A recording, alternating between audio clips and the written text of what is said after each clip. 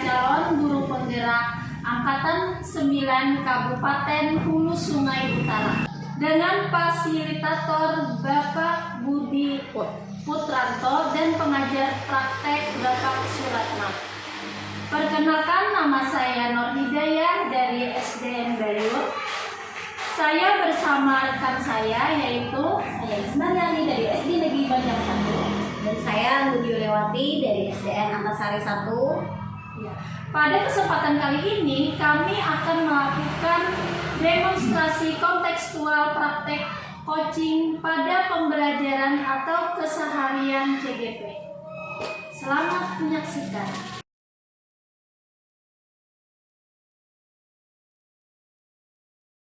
Assalamualaikum Bunda ya. Waalaikumsalam. Apa kabar Bu? Alhamdulillah sangat baik sekali. Bagaimana perasaannya hari ini? Gembira, sehat dan siap. Pada kesempatan nanti Bunda ya akan menjadi coach untuk Ibu Isma. Kira-kira persiapan apa yang sudah disiapkan Ibu ya? Saya akan melakukan coaching terhadap guru Ibu Isma dengan sesuai alur Tirta, yaitu yang pertama mulai dari tujuan, kemudian identifikasi, kemudian rencana aksi serta tanggung jawab, dan beberapa pertanyaan yang insya Allah saya juga siapkan dengan baik. Iya, jangan lupa ya Bu untuk 3 kompetensi inti. Ya, yang pertama kehadiran penuh dalam mendengarkan aktif atau mendengarkan dengan rasa dan juga mengajukan pertanyaan berbobot. Tetap harus ada ya Bu. Iya, tentu pasti ada. Assalamualaikum warahmatullahi wabarakatuh, Ibu Isma. Waalaikumsalam warahmatullahi wabarakatuh. Bagaimana kabar hari ini, Bu? Alhamdulillah kabar saya hari ini sehat walafiat. Iya. Katanya kemarin mau mengasih waktu saya untuk melakukan kegiatan coaching ya Ibu Isma. Iya Bu. Iya.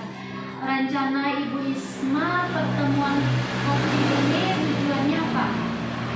Kalau rencana tujuan dari saya itu sebenarnya sih nggak apa ya, cuma dalam hati saya ini di sini saya itu ingin sekali melakukan persiapan untuk mempersiapkan diri saya dalam pembelajaran saya nanti pada semester genap yang dulu itu loh. Oh iya, berarti untuk definisi tujuan akhir Ibu Isma untuk coaching ini berarti ingin mempersiapkan untuk semester genap. Iya Bu, petunjuk untuk saya supaya menemukan ide baru dalam proses pembelajaran nanti. Dari keberhasilan pertemuan kali ini, Bu Isma, tujuan akhirnya kira-kira yang mau dicapai itu apa ya? Tadinya saya ingin menemukan sesuatu hal yang baru dalam pembelajaran di kelas. Sementara ini kan apa itu kayak gitu-gitu aja gitu loh. Oh, berarti pembelajaran yang dulu yang dilakukan Ibu Isma ini artinya itu masih monoton ya Bu? Iya, jadi harus ada ide baru seperti itu Bu ya. Kira-kira kesempatan apa yang Bu Isma miliki sekarang untuk melakukan kegiatan ke depan? Ya, mungkin kesempatan yang saya miliki sekarang untuk melakukan kegiatan ke depan, kesempatannya mungkin ya di sini saya itu ingin itu biar saya itu pakai apa ya, sesuatu model pembelajaran nanti di mana model pembelajaran ini mengharuskan anak itu aktif, jadi tidak cenderung pasif. Dia mau menyampaikan pendapatnya saat saya tanya gitu loh, nggak cenderung diam aja seperti itu. Kalau begitu Bu Isma melihat posisi Bu Isma sekarang ini dari skala 1 sampai 10, kira-kira skala yang mana Bu? Dari 1 sampai 10. Angka ya kira-kira ya Bu ya. Apa tuh mungkin ya? Oh ya. Nanti setelah misalkan planning ke depan dari skala 7 nantinya ingin naik ya Bu? Iya, tentu saja saya ingin naik ke 8, 9 dan nanti terakhirnya ya maunya tuh ke 10. Ya insya Allah. Iya, Mudah-mudahan ke 10. iya, nggak mungkin ya menurutnya. Justru pengennya naik. Di sini kan udah sampai ke level 10 gitu loh. Sekarangnya itu budaya jadi seperti itu ya. Kira-kira Bu, tujuan apa namanya kekuatan Bu Risma untuk mencapai tujuan yang dimaksud? Oh, kekuatan ya budaya. Iya. Saya nanti tuh inginnya pakai metode itu loh, Bu. Metode pembelajaran yang apa itu namanya, discovery learning. Iya, discovery learning. Nah, tapi pakai media mind mapping apa ya itu? Nah, jadi mind mapping di sini kan anak nanti bisa berkreasi antara media pembelajaran. Jadi seperti itu ya. Ya, berarti Ibu memakai media yang berkreasi dengan media pembelajaran, Bu. Mengkreasikan. Iya. Kira-kira Bu, peluang kemungkinan yang Ibu ambil nanti seperti apa? Begini budaya, peluang di sini peluang yang dimunculkan oleh peserta didik. Jadi gitu ya, dengan tadi mind mapping yang saya terapkan di sini kan ada keterampilan anak itu cenderung tidak hanya menjawab pakai lisan aja ya, tapi di sini dia pakai gambar, dimana gambar ini nanti bisa dijelaskan oleh mereka. Jadi kemampuan untuk berpikir anak itu cenderung lebih mengingat seperti itu ya. Dalam kegiatan tersebut tentu banyak gangguan atau hambatan ya Bu.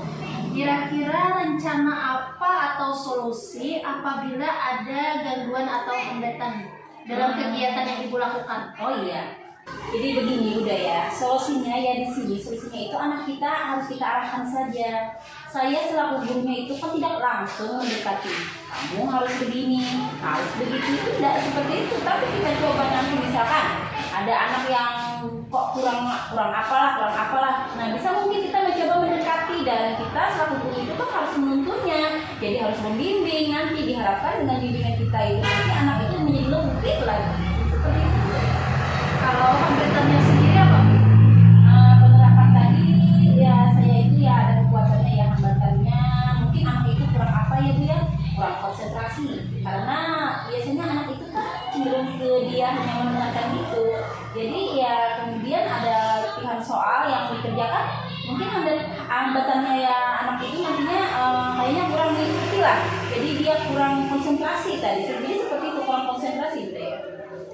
Berarti untuk rencana Bu Risma nanti untuk mencapai tujuan itu yang pertama yang dilakukan apa? Tadi kan menerapkan model pembelajaran yang pakai discovery learning, tapi dengan dilengkapi dengan media pembelajaran mungkin bisa saya tambah lagi, nanti bisa dengan saya ingin itulah kemarin yang kita dapat di pembelajaran sosial dan emosional yang kita pelajari dulu itu. KSE. Iya, ada salah satunya nanti saya bisa menyiapkan kotak emotion di sini biar anak itu meluapkan perasaannya. Jadi cenderung perasaannya saat pembelajaran itu seperti apa kita tahu. Jadi seperti itu ya. Iya.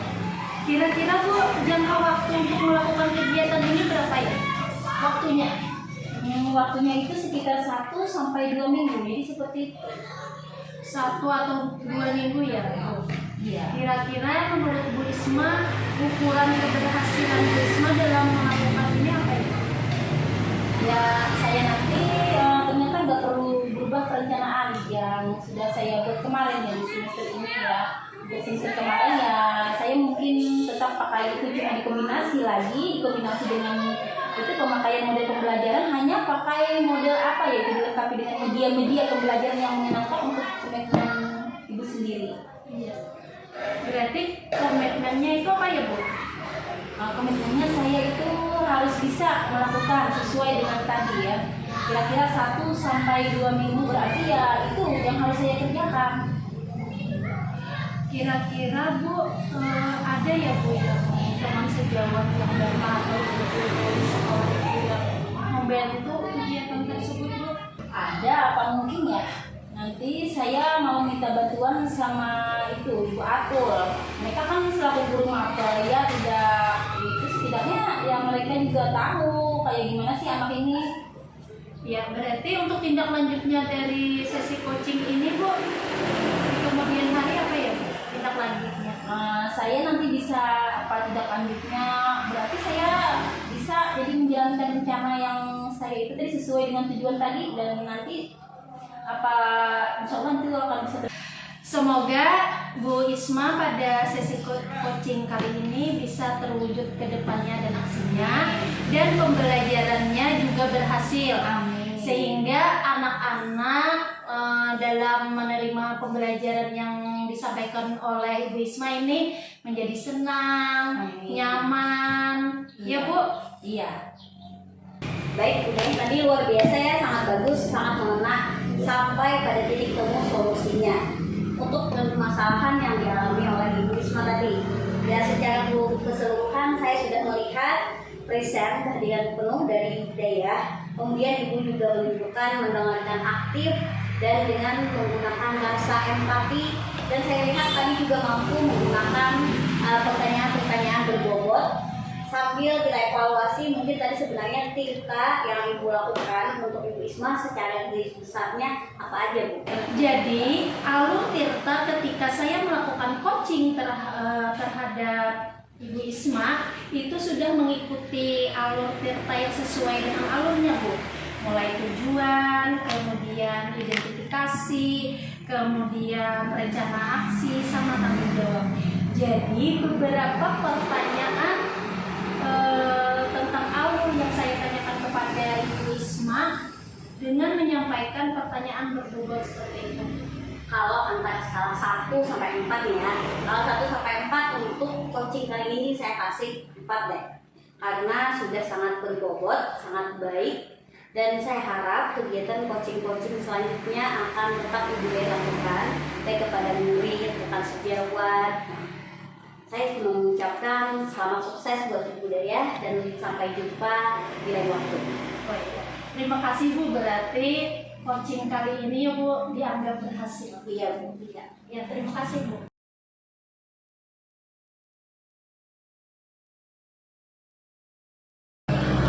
Assalamualaikum warahmatullahi wabarakatuh. Selamat siang Ibu Isma. Waalaikumsalam warahmatullahi wabarakatuh. Selamat siang juga Ibu Daya. Iya, ingat sebelum melakukan coaching itu ada 3 kompetensi inti yang harus dilakukan seorang coach. Yang pertama yaitu kehadiran penuh, yang kedua mendengarkan aktif, dan yang ketiga adalah mengajukan pertanyaan berbobot yang tentunya harus ada ya Bu. Iya.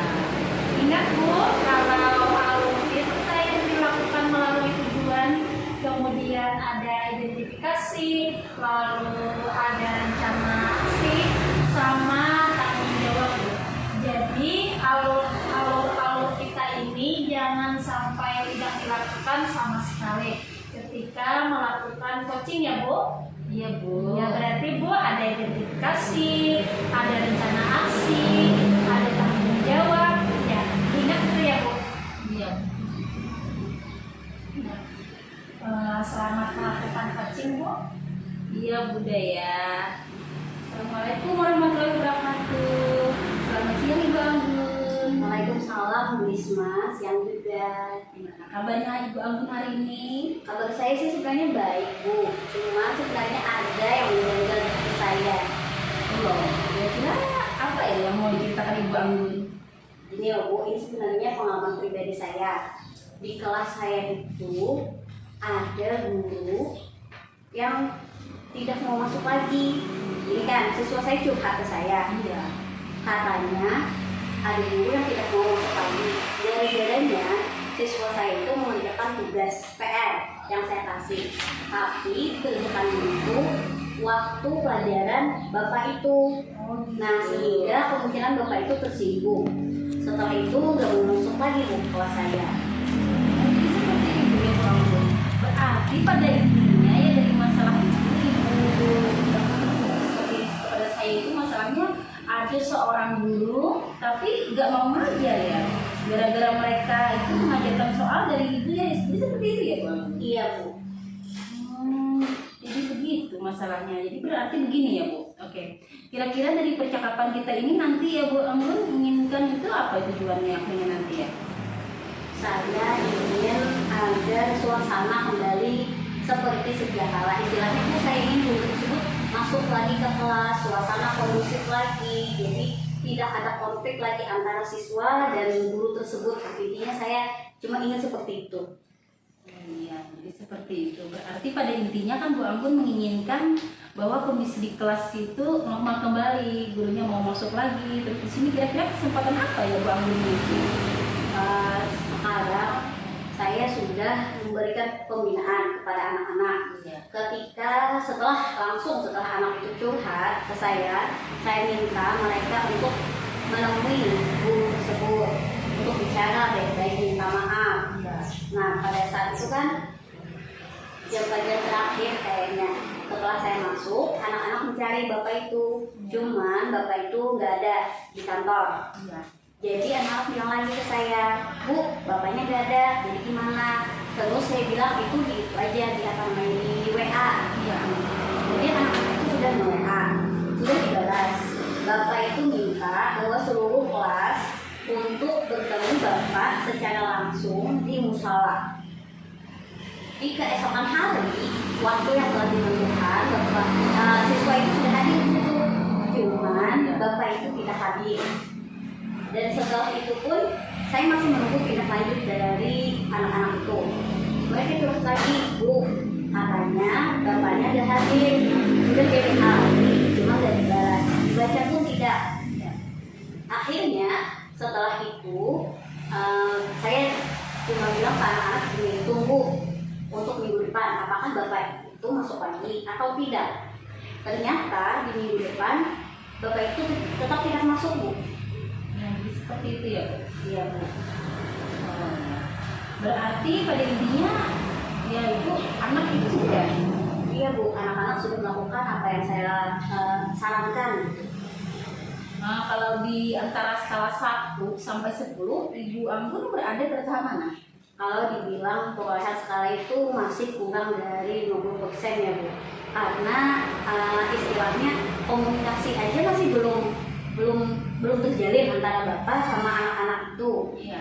Nah, jadi Bu, karena presentasinya masih rendah, kondisinya juga masih belum baik, di situ saya bingung. Jadi seperti itu ya Bu Anggun. Berarti kalau kita ukur ya skalanya tadi ya baru 4 ya. Jadi kira-kira kekuatan apa yang Ibu Anggun punya untuk mencapai tujuan tadi? Mungkin saya akan melakukan cara yang pertama, saya akan melakukan dialog dengan guru tersebut.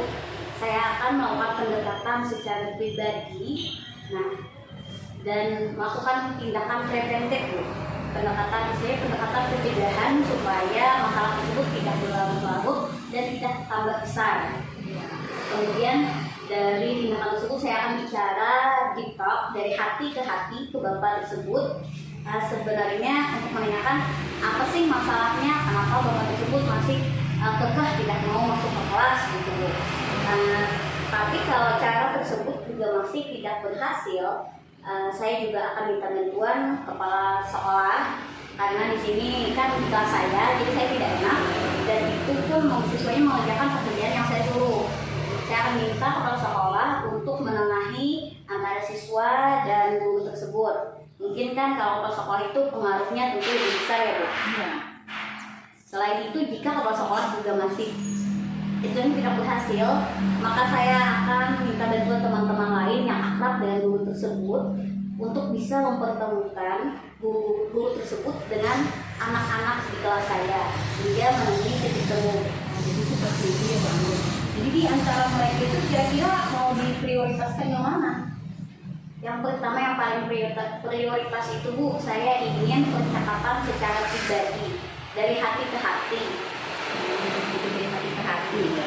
Nah, tapi Bu Anggun, kapan ya rencananya Ibu Anggun akan mulai melakukan tindakan tersebut? Secepatnya, Bu, karena kan pembelajaran terus berlangsung. Jadi kemungkinan saya akan melakukan besok pagi. Ya bagus itu Bu Anggun. Nah jadi itu tadi ya, bahwa apa itu sudah dipenuhi semuanya, ya berarti ya apa itu namanya peluangnya ya sekarang coba Bu komitmennya Bu Anggun. Komitmen saya Ya.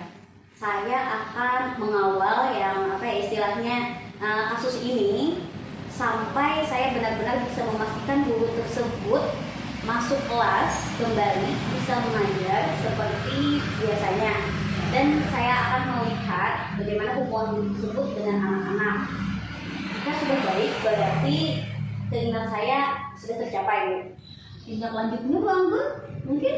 Oh, itu mungkin Bu. Yang pertama saya akan melakukan pendekatan yang dari hati ke hati. Yang kedua saya akan meminta bantuan kepala sekolah. Dan langkah terakhir saya akan minta bantuan oleh teman-teman atau rekan sejawat saya. Oh iya gitu ya. Nah, kira-kira dari hasil percakapan ini apa itu ya Bu Anggun itu sudah plong enggak atau gimana gitu?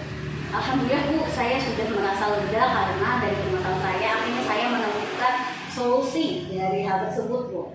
Nah, waktu kita ini kayaknya udah habis ya Bu Anggun ya.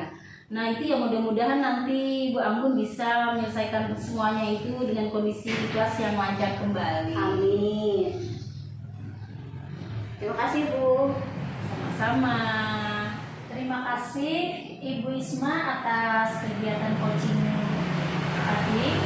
Nah, ada beberapa poin penting dalam kegiatan ini yang saya lihat. Yang pertama yaitu sudah bagus, semua sudah tercukupi, kemudian sudah fokus terhadap pertanyaan-pertanyaan, kemudian coach di sini sudah banyak mendengarkan. Artinya Bu, coach itu sebenarnya lebih banyak mendengarkan daripada mengasih saran. Dan kegiatan coaching itu berbeda dengan mentoring, consulting, training, facilitating. Jadi berbeda seperti itu. Kalau saya menilai hari ini kegiatan coaching Ibu Isma dengan Ibu Anggun itu sangat baik. Terima kasih ya Bu ya.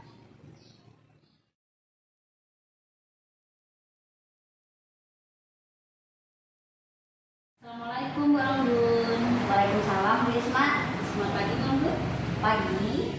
Hari ini mau melakukan coaching ya? Iya Bu. Jangan lupa ya nanti alurnya adalah alur terbuka ya. Pertama, mulai tujuan, yang kedua identifikasi dan rencana aksi, yang ketiga sampai dengan tanggung jawab. Selain itu, pertanyaan berbobot juga perlu disiapkan. Iya tentu Bu. Oke, selamat melaksanakan coaching. Terima kasih Bu. Iya, sama-sama. Assalamualaikum Bu ya. Waalaikumsalam warahmatullahi wabarakatuh. Gimana kabarnya hari ini? Alhamdulillah baik.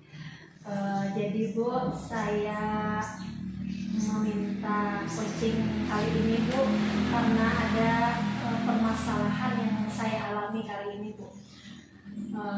Permasalahannya Bu, saya kan diberi tugas Bu, tugas tambahan sebagai agen penggerak dalam komunitas belajar. Nah jadi Bu, saya diberi maksudnya saya di sini membuat program untuk kemajuan sekolah. Nah di sini Bu, program itu untuk mengikuti pelatihan PMM Bu. Nah, sedangkan untuk melaksanakan program tersebut, Bu, saya tidak bisa Bu berjalan sendirian. Maksudnya berjalan sendirian di sini, Bu, paling tidak ada sumbangsih dari teman-teman sejawat di sekolah saya. Nah, tapi Bu, ada beberapa guru yang memang umurnya sudah tua, Bu, jadi menolak untuk melaksanakan program tersebut. Alasannya karena apatis Bu terhadap teknologi. Oh, baik, saya saya tarik kesimpulan bahwa ya ini menjadi agen komunitas, agen perubahan, kemudian membuat program untuk optimalisasi PMM, tetapi ada guru-guru yang menolak hal tersebut, bersikap apatis. Apa yang membuat Ibu ya mengatakan demikian? Iya Bu, ketika saya melakukan IHT tentang program tersebut di aula Bu, di aula sekolah kami, ternyata ada beberapa guru yang tidak hadir dalam kegiatan tersebut. Nah, alasannya Bu, karena yang saya utarakan tadi Bu, karena sudah tua, kemudian memasuki masa pensiun, jadi malas melaksanakan PMM ini Bu. Padahal Bu, PMM ini kan bukan kewajiban, tapi memang sebagai guru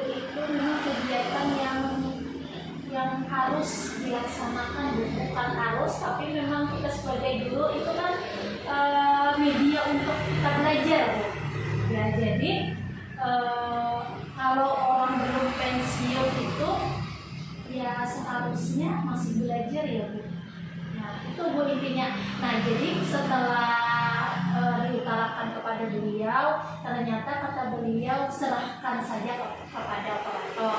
Nah, jadi operator yang mengerjakan, kemudian menginput, ya macam-macam segala, Bu. Ya, intinya tuh tadi apa, Bu? Apatis terhadap teknologi. Yang memang karena faktor usia lah, Bu.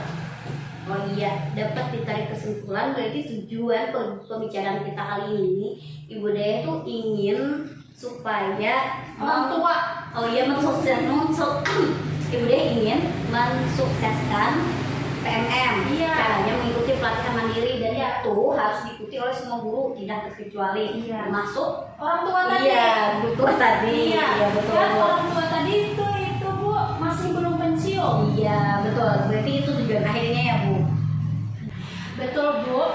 Soalnya PMM itu kan efeknya bukan hanya pribadi, namun kepada perkembangan sekolah. Baik, Bu.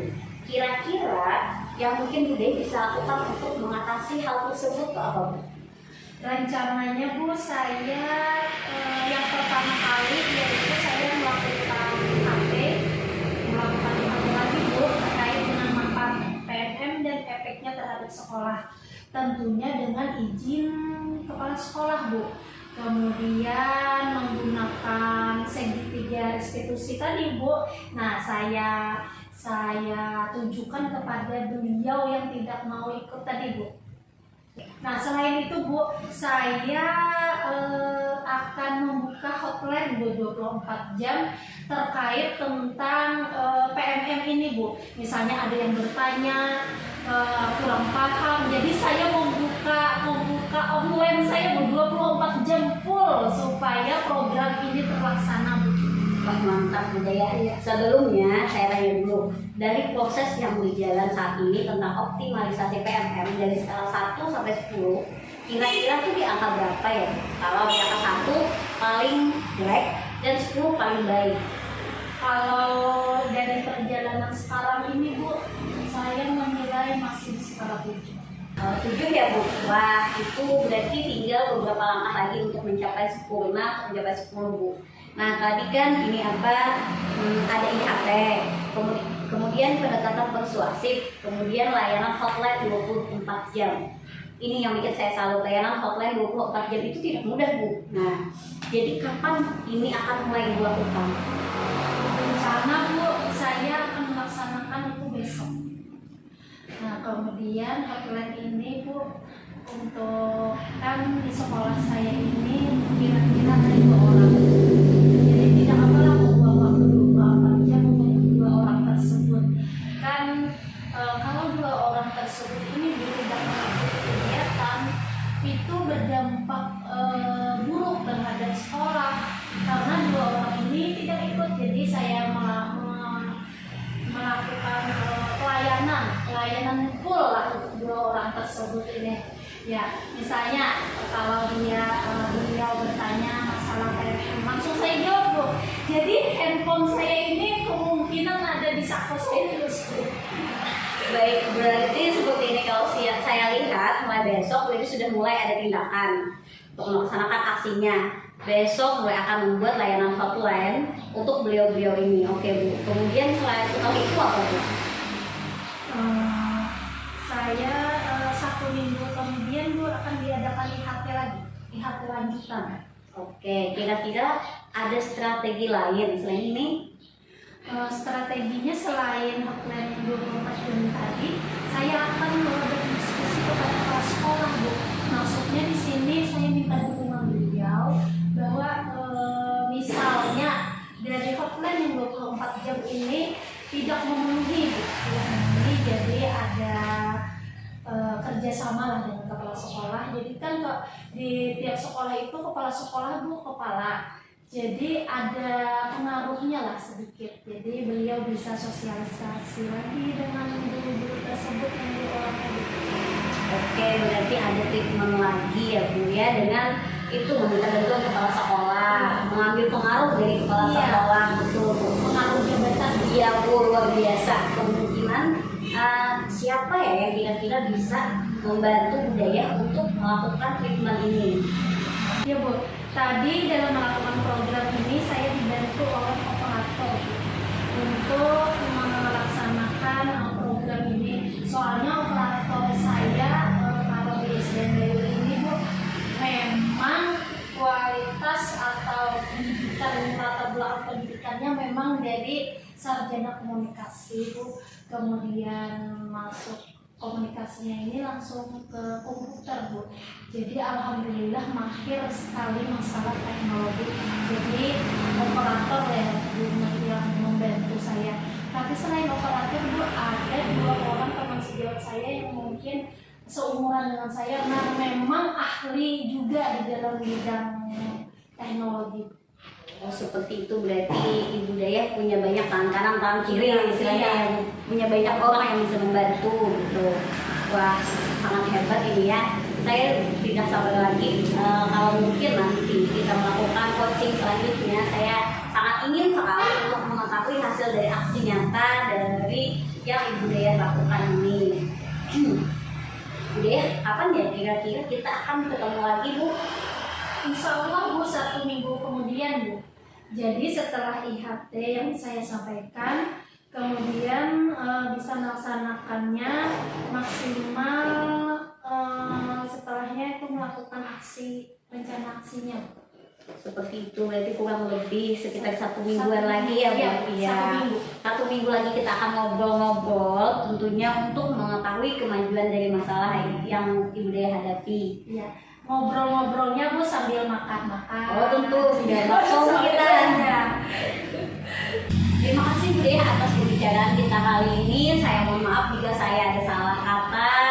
Assalamualaikum warahmatullahi wabarakatuh. Waalaikumsalam warahmatullahi wabarakatuh. Mudah-mudahan Ibu bisa ke sekolah saya untuk melihat perkembangan Ibu. Amin. Terima kasih Bu atas kesempatannya. Luar biasa Ibu Anggun ini, kegiatan coachingnya sama Ibu Dayah tadi mantap. Terima kasih Bu. Jadi Ibu Dayah tadi ya selaku coachingnya juga aktif di sini. Bu Anggun sudah menerapkan 3 dari kompetensi inti ya. Yang pertama tadi PSN, kehadiran penuh sudah. Kemudian yang kedua yaitu kompetensi untuk menjalankan aktif jadi sudah. Jadi di sini Ibu Dayah tadi ada curhatan ya di sini. Iya Bu. Yang ketiga terutama kemampuan untuk menggali pertanyaan yang berbobot tadi loh. Luar biasa, lebih sekali mantap. Terima kasih Bu. Kegiatan ini kalau misalkan di skalanya 1 sampai 4 saya kasih 4 loh. Terima kasih. Demikian kegiatan coaching kali ini yang meliputi pemantauan shot dengan coaching. Semoga kegiatan coaching kali ini bisa kita lakukan untuk membawa perubahan besar pada sekolah kita sehingga budaya positif bisa kita wujudkan di sekolah kita ini. Terus bergerak, salam guru penggerak. Terima kasih Bu. Terima kasih. Demikian kegiatan coaching kami kali ini. Kami dari Guru Penggerak Angkatan 9 Kabupaten Hulu Sungai Utara bersama Ibu Anggun Yuliawati, Ibu Ismaryani. Terima kasih. Kami akhiri. Wassalamualaikum